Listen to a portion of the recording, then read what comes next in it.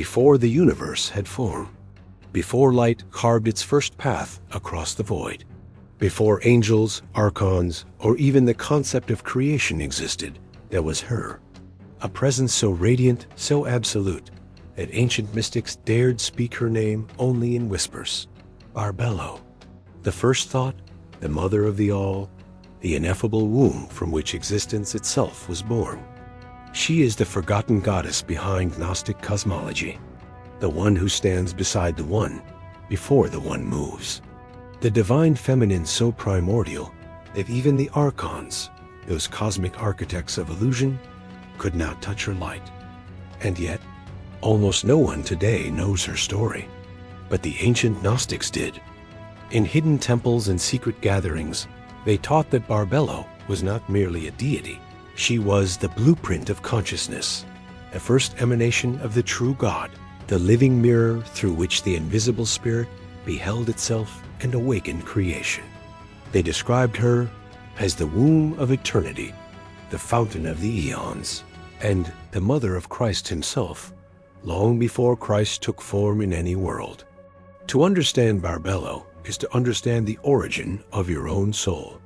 Because in Gnostic thought, everything, your consciousness, your spark, your deepest intuition, flows from the same luminous source she embodies. But how did this cosmic mother vanish from mainstream spiritual history? Why did the early church erase nearly every trace of her? And why did the Gnostics guard her teachings with such obsessive secrecy that they hid them in caves, buried beneath sand for 2,000 years? Tonight, we are going to uncover what most of history tried to forget. We'll explore the ancient texts that reveal her, the Apocryphon of John, the Trimorphic Protennoia, and the Holy Book of the Great Invisible Spirit. We'll unravel her role in the creation of the Pleroma, the Aeons, and ultimately, the flawed universe shaped by ignorance. And most importantly, we'll explore what Barbelo means for you today. Because her myth is not just cosmology, it is psychology, spirituality, and liberation. She is the key to understanding your divine origin, your inner duality, and the path back to the realm of light. This is the story of Barbelo, the goddess mother of creation, the first thought of God, and the hidden heart of Gnostic wisdom. To understand Barbelo, we must journey back to a world before doctrine hardened, before empires dictated belief, and before the sacred feminine was exiled from spiritual memory. We begin in the early centuries of the Common Era, a turbulent age of competing revelations, hidden teachings, and spiritual experimentation. In Egypt, Syria, and the deserts of Judea, groups of mystics gathered to explore something far deeper than religion. They wanted gnosis, direct knowledge of the divine. Among them were the Gnostics, visionary thinkers who refused to accept a world defined by suffering, rigid hierarchy, or blind obedience. They looked at existence and asked a question that frightened the orthodox world. What if the universe we see is not the ultimate creation of the true God? Their answer would become one of the most profound spiritual revolutions in human history. But at the center of their cosmology, before the demiurge, before the archons, before the fall of Sophia, stood a luminous figure, Barbelo, the first emanation of the invisible spirit. Her story appears in some of the most important manuscripts found at Nag Hammadi, the Apocryphon of John, the Trimorphic Protennoia, the Holy Book of the Great Invisible Spirit, Zostrianos, and other Sethian treatises. These texts describe a being so exalted that language strains to contain her. She is called the first thought, the mother father, the womb of the all, the first power, the triple male, triple female, triple powered. At first glance, these titles may seem strange, contradictory even, but they reflect a profound metaphysical truth. Before duality existed, before masculine and feminine, light and shadow, spirit and matter, there was a state of undivided consciousness. Barbelo embodies this unity. She is not a woman or a goddess in the mythological sense. She is the archetype from which all polarity emerges, the matrix through which the infinite chooses to express itself. Why Barbelo was forgotten. When the Proto-Orthodox Church rose to power, it needed a simple cosmology: one God, one Son, one path. Barbelo undermined that simplicity.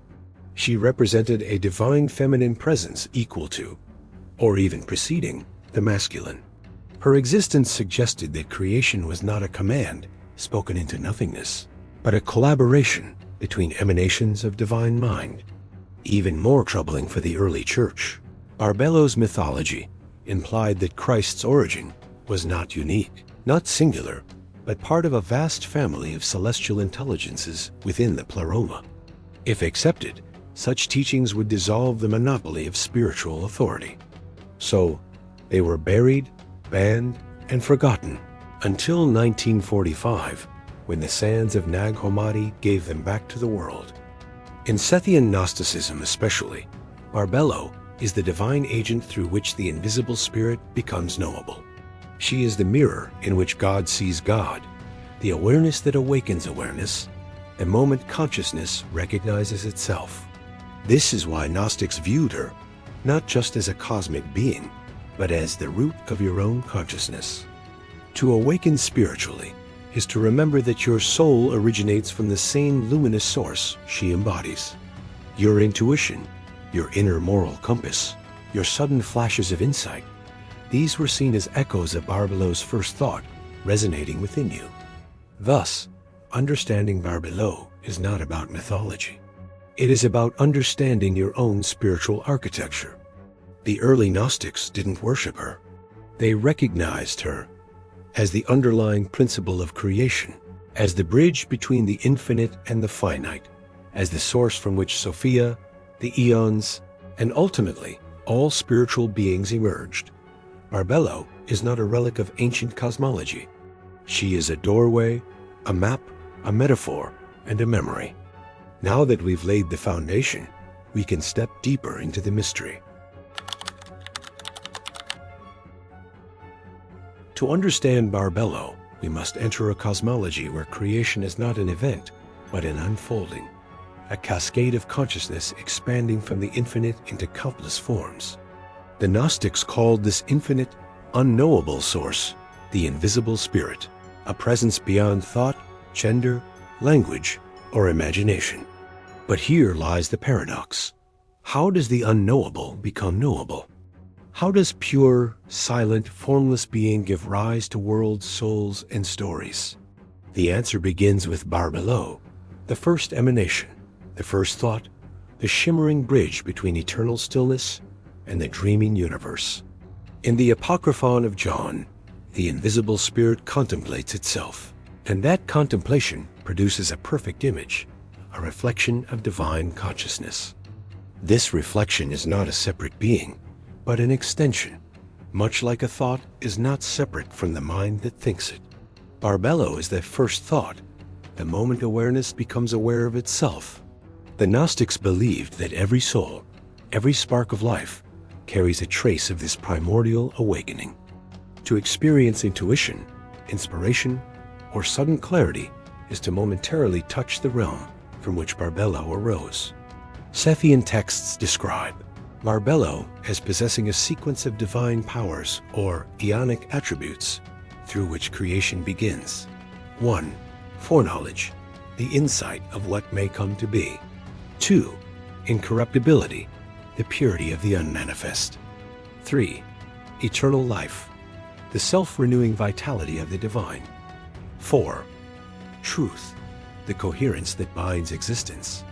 These are not traits, but currents of consciousness. They are the building blocks of spiritual reality, principles that later manifest as the architecture of the universe. The Gnostics believed that to cultivate these qualities within oneself is to realign with the cosmic blueprint of your origin. Once emanated, Barbelo acts as the divine womb, not in a biological sense, but as the metaphysical matrix through which additional emanations arise. From her, a series of Aeons, luminescent beings embodying divine attributes, begin to unfold like ripples moving outward from a single point of light. These eons form the Pleroma, the fullness of divine reality. Every thought, every virtue, every cosmic law finds its origin within this hierarchy of emanations. In this sense, Barbelo is the cosmic mother, not because she births in the human way, but because she provides the space where divine potential becomes expression. In Gnostic cosmology, creation is often described through syzygies, pairs of complementary forces that together form wholeness.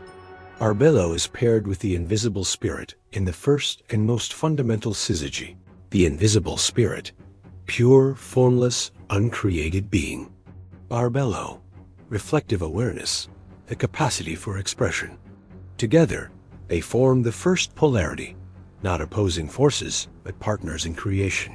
This is why Barbelo is sometimes called Mother, Father, or triple-powered. She is not feminine in opposition to masculine. She is the unity before separation, a principle that embraces the dualities we experience as opposites. One of the most striking ideas in Sethian Gnosticism is that the Christ Aeon, not the historical Jesus, but the cosmic principle of redemption, arises from Barbelo. In the Apocryphon of John, Barbelo petitions the invisible spirit. She asks for a companion, a being who will reveal the fullness of divine truth. Through her request, the autogenes, the self-generated one, comes into existence. This being is often identified with the Christ Aeon, the luminous intelligence that later seeks to awaken human souls entrapped in the material cosmos. In this way, Barbelo becomes the grandmother of salvation, the one who makes possible the descent of divine knowledge into the world. To the Gnostics, Barbelo was not just cosmology. She was psychology.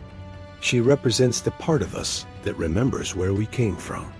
When you feel called to higher purpose, when you sense invisible meaning behind ordinary life, when you feel torn between the world you see and the world you know exists beneath it, that is Barbelo echoing through the chambers of your soul. She is the reminder that consciousness did not begin in a body, nor will it end with one. She is the spark of the infinite whispering. You are more than this. You came from light. You can return to it. And yet, for all her brilliance, Barbelo's story is only the beginning. Her emanations ripple outward, eventually leading to Sophia's tragedy, the birth of the demiurge, and the entrapment of human souls in the material realm. If these ancient echoes stir something in you, consider joining this journey.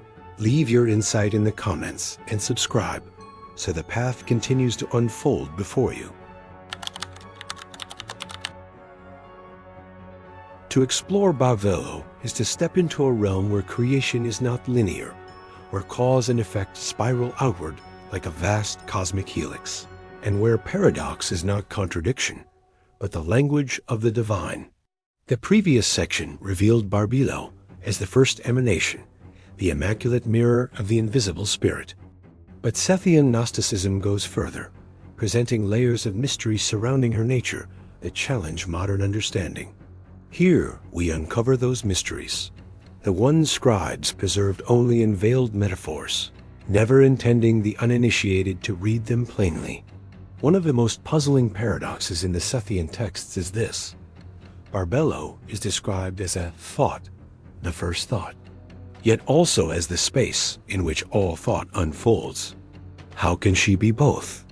Imagine awareness realizing itself for the first time. The moment of realization is a spark, but the spark immediately expands, becoming the environment in which further awareness can arise.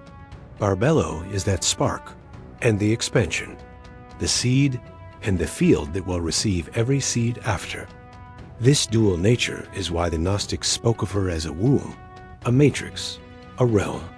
She is not a goddess in the mythological sense, but a dimension of consciousness, the first dimension to emerge from pure being. Barbelo is often called the triple-powered one, a title that has baffled scholars for decades. But the Sethians were meticulous. Nothing is accidental in their cosmology. The three powers represent three movements of divine awareness. 1. Existence. the invisible spirit's immediate emanation. 2. Vitality, the energetic unfolding of creation. 3. Mind, the reflective knowing of what has been emanated. These are not stages. They occur simultaneously, a triune pulse of reality manifesting itself. In Kabbalistic terms, Barbelo is reminiscent of Keter, the crown, yet she is not the first principle, but the first expression of it. In Hindu cosmology, she echoes Shakti, yet she is not energy alone, but energy unified with the intention behind it. Thus Barbelo is neither one thing nor three things. She is unity expressing itself through multiplicity. This is why the Sethians venerated her as ineffable, for even speaking her name risks reducing what cannot be contained. Another paradox. Barbelo is often described using feminine imagery, a womb, a mother, a bride, yet she is explicitly said to transcend gender.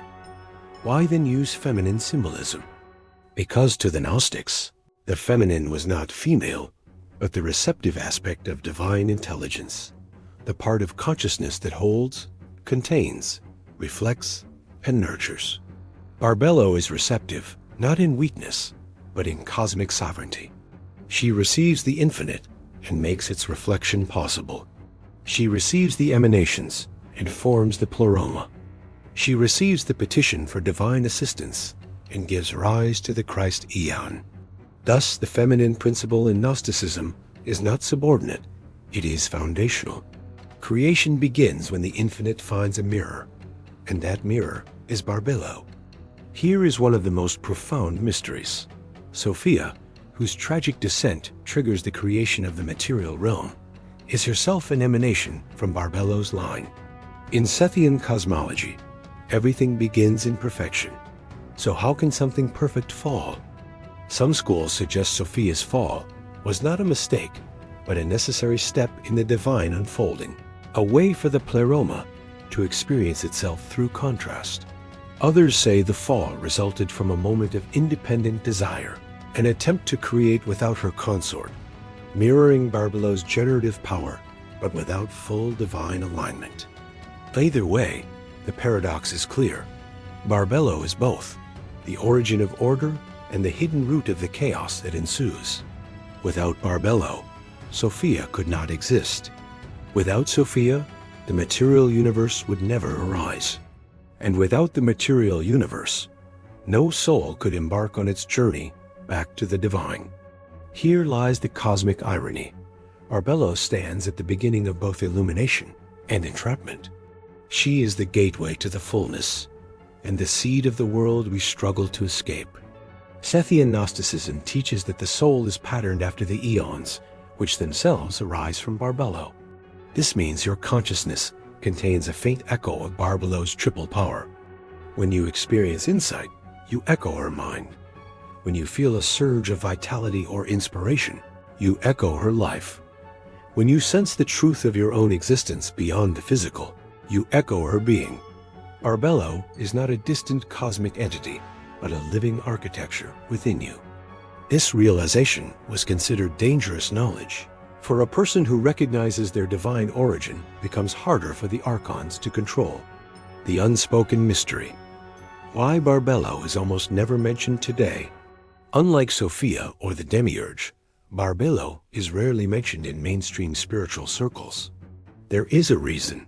She represents direct connection to the infinite. No priesthood, no institution, no authority stands between the soul and Barbelo. To speak of her is to imply that you do not need intermediaries to access the divine. This made her story threatening, and thus she was buried beneath centuries of silence. To understand Barbelo is one thing. To embody her mystery, even in the slightest human way, is something far more profound. Sethian Gnosticism was never meant to be mere mythology. It was a technology of consciousness, a way of aligning the fragmented human mind with the luminous architecture of the Pleroma. And because Barbelo is the first thought, the first light, and the matrix from which all divine emanations unfold, the practices connected to her are not rituals of worship, They are rituals of remembering. Below are the core techniques the Gnostics used to realign the soul with Barbelo's triple-powered radiance: existence, life, and mind, so that the seeker might tear through the veil of the archons and restore their link to the eternal. 1. The practice of first stillness, returning to the pre-creation state. Barbelo emerged from the infinite spirit only when the spirit turned inward to contemplate itself. This primordial moment of self-recognition is what the Gnostics called first stillness. A seeker reenacts this by entering a state of deliberate, silent inner observation, not meditating on the breath or a mantra, but listening for the feeling of existence itself. Try this. Sit in silence, close your eyes, and focus on the awareness that notices your thoughts. Not the thoughts, the awareness. That awareness is the faint echo of Barbelo's existence power. Just 5 minutes of first stillness a day begins dissolving the false identities shaped by the archons and reawakens the soul's native clarity. 2. The threefold invocation, aligning with Barbelo's triple power. The Gnostics often used triadic chants to mirror Barbelo's 3 emanations. They were not prayers to a goddess, but attunements to a cosmic frequency. A modern adaptation might be, I exist, I am alive, I know, slowly spoken, felt in the bones, and allowed to vibrate through the chest. Each phrase awakens a dormant aspect of consciousness. I exist reconnects you to the infinite ground. I am alive stirs the inner creative force. I know ignites the inner light of understanding. This triadic rhythm reorders the psyche. It returns your awareness to the architecture from which the divine emanations first flowed. 3. The Barbelo gaze, seeing the world as thought reflection. Because Barbelo is both thought and the field of thought, one of the most potent practices is learning to see the world not as a fixed physical structure, but as a reflected mental construct. Try observing a challenging moment, an argument, a fear, a frustration, and silently ask, if this were a dream, what part of me is being reflected? This practice fractures the illusion of solidity. It reminds the seeker that reality bends more easily than it appears. It is one of the earliest steps toward the Gnostic skill of lucid living, waking up inside the dream of the demiurge. 4. Awakening the Sophia line, healing the wound of separation. Because Sophia descended from Barbelo's lineage, and because we dwell in the fragmented world that our fall set into motion, the soul carries an inherited wound, a sense of exile from its divine source. To heal this, Sethian mystics practiced what they called the return through memory. Focus on a moment in your past where you felt genuine innocence, wonder, or unity, even if only for a second. Hold the memory gently until the feeling reappears. That feeling is the glimmer of your pre-archonic self. It is the thread connecting your soul back to the line of Barbelo. The more often you evoke it, the stronger the thread becomes, until one day the soul realizes it was never truly separated at all. 5. The Barbelo shield, protection against archonic influence. Gnostics believed the archons manipulated human perception through fear, confusion, and emotional reactivity. To counter this, they cultivated a radiant inner state that the archons could not penetrate. Imagine a sphere of soft white gold light expanding from your heart and enveloping your body. This is not mere visualization. It symbolizes Barbelo's life power flowing outward from the spark within you. When done regularly, it trains the mind to remain centered even during chaos. The archons thrive in fragmentation. They weaken in the presence of coherence. 6. The final step, living as a fragment of Barbelo. Ultimately, the goal of Sethian practice is not to worship Barbelo, but to recognize that her light lives within you. Every time you choose clarity over confusion, creation over stagnation, awareness over illusion, you mirror her. The Sethians taught that the soul's liberation begins the moment it stops behaving like a prisoner and starts acting like an emanation of the Pleroma. Barbelo is not a distant cosmic mother. She is the blueprint of your consciousness. To awaken her within you is to remember who you were before the world convinced you otherwise. There comes a moment at the end of every Gnostic journey when knowledge is no longer enough, when the diagrams, the cosmologies, the emanations, and divine names all fall silent, and the seeker is left alone with a single trembling question. What does it mean that Barbelo, the first thought of God, lives within me? This final section is not an explanation. It is an invitation. Because the mystery of Barbelo is not meant to be solved, it is meant to be remembered.